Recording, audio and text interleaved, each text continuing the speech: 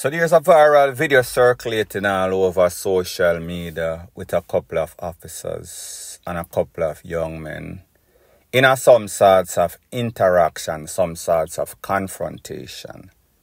And the reaction of the men and the reaction of the popo was very surprising. Now, people, like I said, I can only speak based on the context of what I saw in the video. But when you watch, you are going to come to the assumption that maybe these people have some sorts of secret for the popo. Maybe the reaction of these men kind of caught the popo off guard. They were shocked and awed. Take a listen, take a look, and then I'll give my piece. See them here? Big buckler waste man them. See them here? Big fatty man them. See them here? Big buckler clown them. Me a pass a while ago. Them a talk to me. I choose not to fucking answer. Them not human being same like butler me. Me not have to talk to no bad man. When the top and say no one search, no butler search, no find nothing for me, so the fucking I hold me back for. See them here? Big waste buckler man them. See them here? Big waste man, like you feel like man have some butler clown. See them here? No, not them. I hear that them. If me a pass, if me a pass a while ago, I'm choose not to answer the man top and search me. I hear that my brother. They come like some big waste man dog. No man, that's sick with me heart and nearly. See them here? Some big butler waste man them. Now, people, like I said, this might not be the start. And it might not have been the end of this video, so therefore I can only speak based on the video that I saw. To me, it seems as if from what this youth is saying, and this is his side of the story, he was just going about his merry way. So he felt as if he was stopped unjustly. No sorts of reason based on what he said. Popo did not respond. Popo were kind of mum on the whole situation.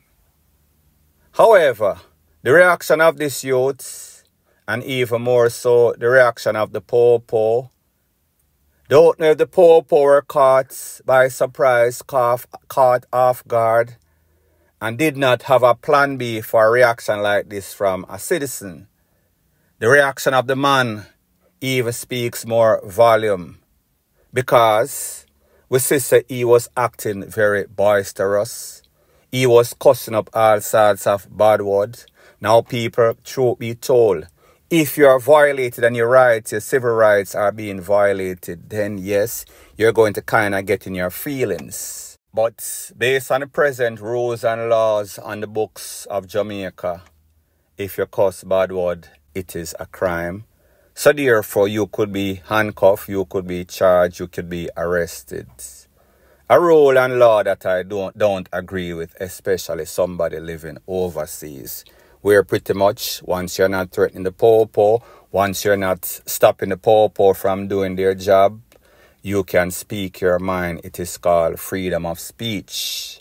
Jamaica seems to not agree with freedom of speech. A lot of people in Jamaica don't understand their rights. So therefore, there's going to be mixed reviews as to exactly what people think.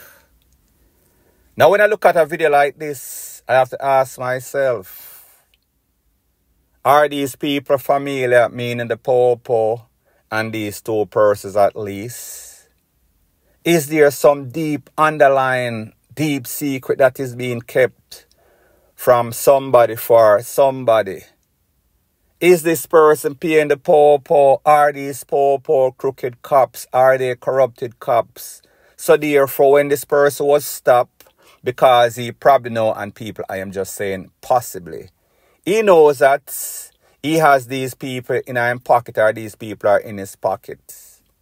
Him can't talk to them any sorts of way, because they might take bribery, they might take some sorts of money that they are not supposed to take. So therefore, when him see them and pull him over, him knows that him pay if not get stopped. People like me say, I am not saying that is the case, but me just say, I was very startled by the reaction of the popo, how passive they were, how calm they were, and maybe these are two of the calmer popo, and maybe the part of the video that we did not see, they commenced giving him some clothing and then lock him up. People, me not really know, based on the video, I just tell you what I see. Now there's a thing that is called the energy and the respect that you put out there. If you put out positive energy, put out respect, then more than likely you are going to get respect in return. More than likely, not 100% sure.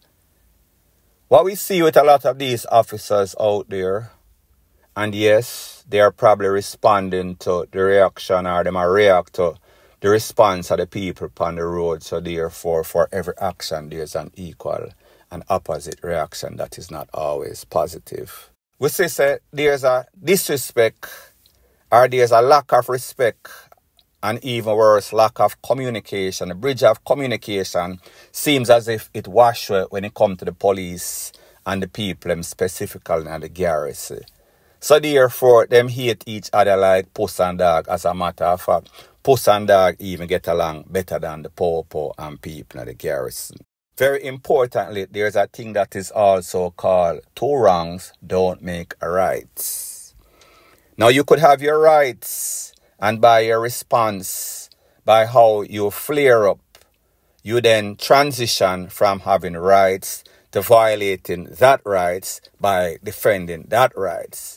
So therefore, it does not make any sense to stand up for some sorts of rights, only to put yourself in a worse predicament. So therefore, if the popo violate your rights, all you have to do is try. Try is the operative word. To be calm and make the officer explain why he stopped you, and you know what I mean, what he is supposed to do and what he's not supposed to do. So therefore, the tone in which you talk to the officer will more than likely determine the tone that you're going to get back. So like the saying goes, a soft word turneth away wrath, but grievous words stir up anger. And what I see is an angry society and an angry popo force. And whenever both of them come into any sort of interaction, it is contention. It is always going to flip. It is always going to end up, start from bad and escalate to worse. People like me say, we know so we live in sometimes, but sometimes you kind of trigger your own reaction that you get from people that you deal with. So therefore, most time, it is not easy to count from 1 to 10 and think about the situation before you flare up. But in my estimation, my opinion, it is probably the best thing to do, point blank and period. So there's a lady called Aunt Glenna's. She has what we call Aunt Glenna's premium rum and fruit cake, black cake, Christmas cake.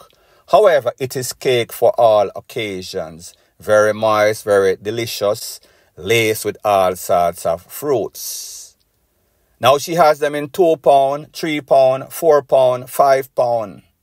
The price list, you can call her, the phone number, WhatsApp number, call straight. It is 1-876-456-0773. Repeat, 1-876-456-0773. Please to call for the price list. Let her know what you want and she will respond to you, send a message. You could tell her that True Jamaica Buzz sent you. So this part of the video is called The Case of Godfrey Morgan. Godfrey being the operative word, because the only reason why this person should be logically out of jail, not convicted for the crimes in which he was accused of doing, involved in, is only the mercy of God, the power of God, could have set this man free. I am speaking about a man that is called Godfrey Martin, more affectionately known as Rev in the streets. He is said to be the leader or one of the leaders of the 90s gang that operated out of New York City. 90s meaning the era, not the 1990s. Now, on or about March of 2022, there was a big shipment that was BUSTED barrels containing all sorts of rifle, 3 to be specific, and about 18 handguns and an assortment cache of ammo to fit that and even more. When this incident occurred, the Popo said that they had some person of interest, even better some suspect. They held on to at least 4 or 5 persons. But the person that was said to be the mastermind behind all of it was Mr. Martin O.C. Rev. 90s Don. Like I said, Customs saw the barrels, the boxes, and they saw anomalies, meaning that something did not seem very consistent. Something looked suspicious. So therefore, they did a more thorough search, and when them searched, they found 21 tools, 3 rifle, 18 handgun, and whole heap of ammo. Hundreds, I think. When this incident occurred, I said to myself, this is weird. This is not the first time that we hear about any sorts of sting, any sorts of bus in the wharf, and there was no sorts of sting operation, meaning that the Popo laying at the cut after being advised by customs enforcement and see where the barrel or the boxes were going and then make an arrest. Creep up on them, shot them and all them. But people, like me say, it seems as if when certain things come for certain people, meaning the Bob Marley, the Cindy Breakspear and the Pi Pi, there is never any sorts of sting. I don't understand. It makes absolutely no sorts of sense. And the fact that Jamaica is a place that is plagued by violence, 1,400, 1,600, 1,200 takeaway every year, 85% is because of the tool. So therefore, we can come to the conclusion that we have a big gun problem. So anyway, a lot of Jamaicans, law enforcement were celebrating, but people, like I said, premature celebration is worse than premature ejaculation, and I am going to explain why further on in the news. On or about August or so, there was some sorts of party in a Ocherias, one of those all-inclusive uptown party, them call it. Think it is called or was called Milk and Honey, some sorts of all-whites. Patrons were there, pay them big money. When them look, them say all sorts of major investigative division, special ops, Popo, CTOC. Even people that said the feds them come in flying from America and them come to make the arrest of Rev. Rev was taken in. Don't know if anybody else was taken in. However, he was the target of the operation. So initially, they had 4 suspects, 4 persons that were wanted, arrested. 4 or 5. There was also 1 person coming from America where it is said or confirmed that the barrel or the guns were shipped from. So they made the arrest of Rev. They were locked up for a little while. Lo and behold, I heard that there was some sorts of party. I guess Rev had some sorts of birthday party while he was out on bail. And people were startled because people said, then hold on a minute. We have a big gun problem. And then you catch one of the big mastermind and he is out partying as if he does not care, as if it is 1999, even though he is from the 90s.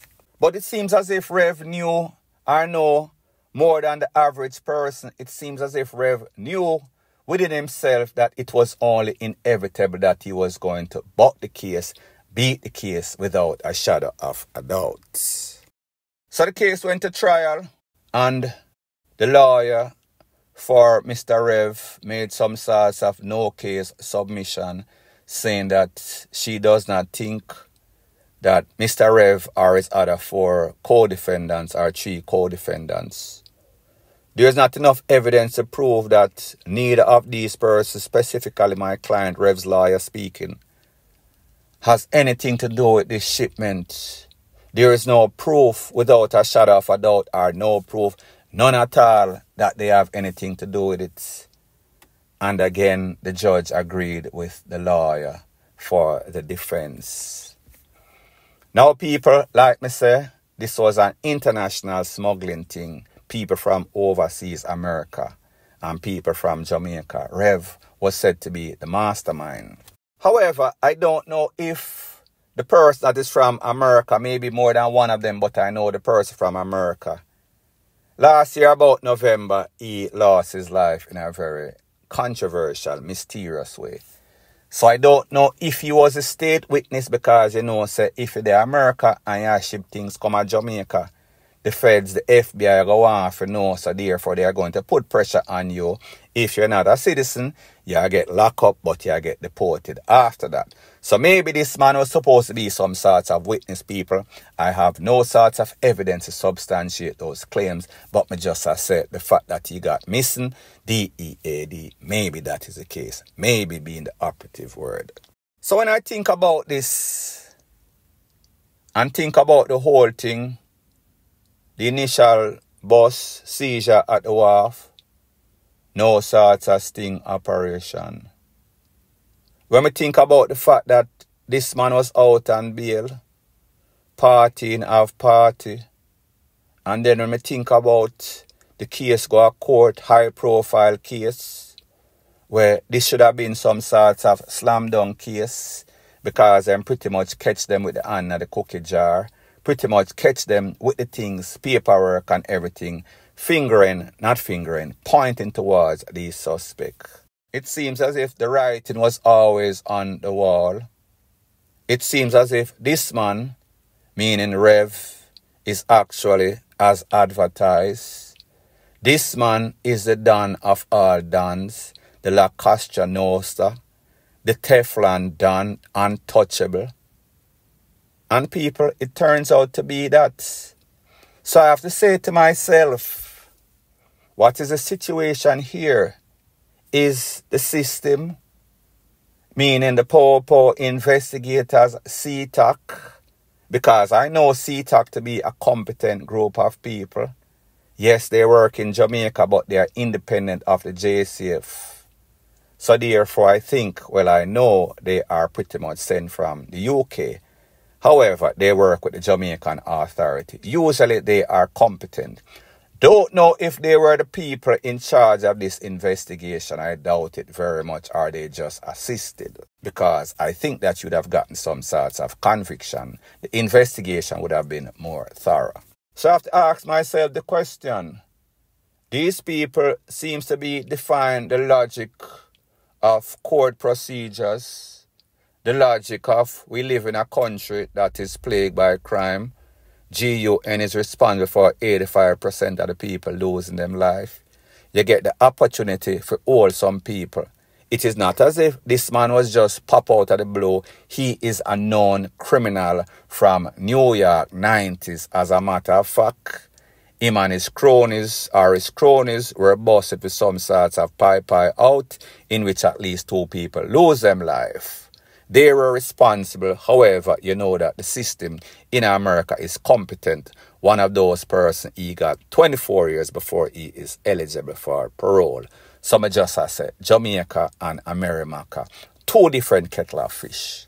So it's either the system very incompetent, the DA, the DPP investigator, CTOC, major investigation, everybody is incompetent, or is either the lawyers have some sorts of gozo, have some sorts of science, them a work with the Lawrence, them a work with the best top Obia man that money can buy, and people, I don't believe in Obia, but me just say, me I try understand how this could have happened, what could have take place. Or is either these lawyers, defense lawyer, have some deep secret for these judges.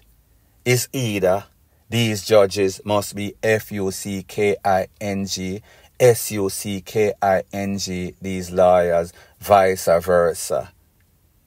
How is it that a person like Rev actually bucked the system, beat a case like this that was supposed to be some sort of slam dunk case? So when you think about stuff like this, it seems as if these judges are not as smart, or maybe they are corrupt. They are not as smart as we think, or maybe we are not thinking along the right lines.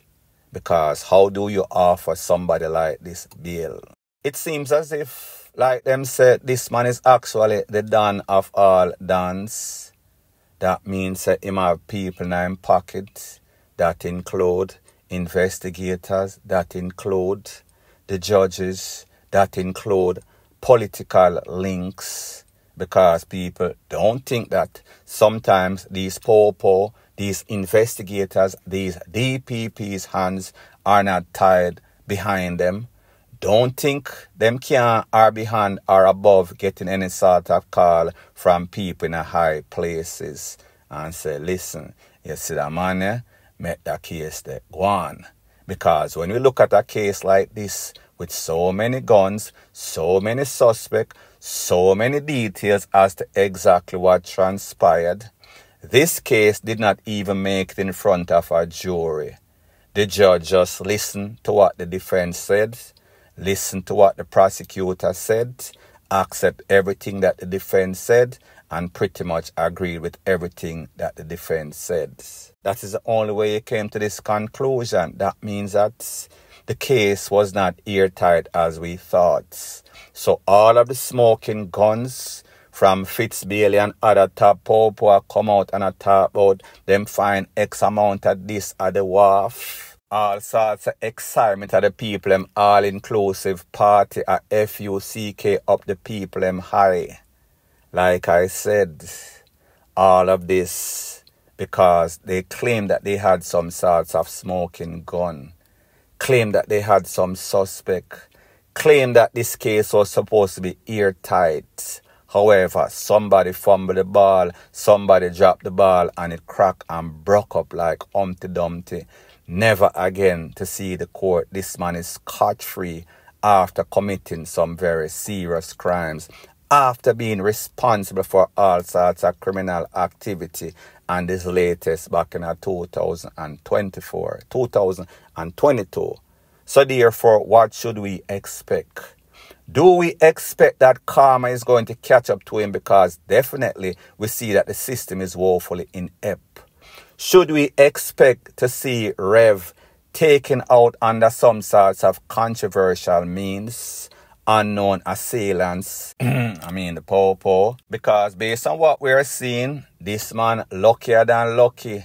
This man have strong science. This man have strong power. This man have strong link. This man have strong obia. Everything seems to be working in his way, in his favor. But people like me say, karma does not have an expiration date. Karma always catches up to you, fly low or fly high. It is just nature's way of sorting out stuff, point blank and period. So anyways, people, thanks once again for checking out my video. If you appreciate videos like these, please show your appreciation by liking, commenting, sharing and subscribing to my channel. That is how YouTube promotes videos like these to like-minded, sensible persons like yourself. And last but not least, please subscribe to my next channel. It is called Jamaica Dancehall Source. I'll be pinning the link to that channel in the description of this video. Bless up.